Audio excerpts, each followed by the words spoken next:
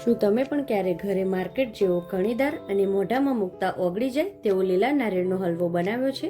જો ન બનાવ્યો હોય તો ટ્રાય કરો મારી આ રેસીપી. તેના માટે ફ્રેશ લીલું નારિયેળ લઈ લીધું છે. હવે તેમાંથી પાણી નીકાળીને તેને છોલી લેવાનું છે. ત્યારબાદ તેને ઝીણા ઝીણા ટુકડામાં કટ કરી લઈશું. હવે એક ચોપર કે મિક્સર ગ્રાઇન્ડરમાં તેને એકદમ ઝીણું ચોપ કરી લઈશું. તો તૈયાર થઈ જશે આપણું લીલા નારિયેળનું છીણ. હવે એક કડાઈમાં 1 ચમચી ઘી એડ કરી દઈશું.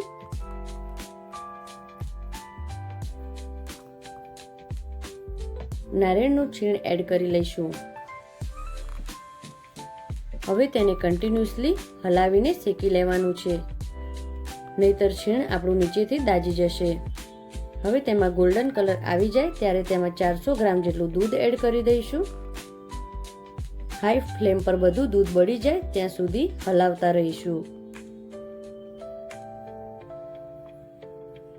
તમે જોઈ શકો છો દૂધ આપણું બળી ગયું છે.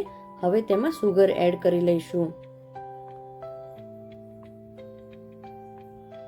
ત્યારબાદ દૂધમાં પલાળેલ કેસર અને ઇલાયચી પાવડર એડ કરીશું. તો તૈયાર છે ગરમા ગરમ ઇન્સ્ટન્ટ લીલા નારિયેળનો હલવો. તેને પ્લેટમાં ફેલાવી લઈશું.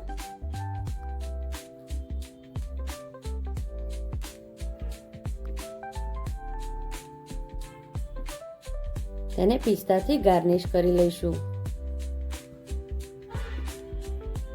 તો તમે પણ એકવાર જરૂરથી ટ્રાય કરજો મારી આ રેસીપી અને મને કમેન્ટમાં જણાવજો કે તમને કેવી લાગી. આવજો. જય શ્રી કૃષ્ણ.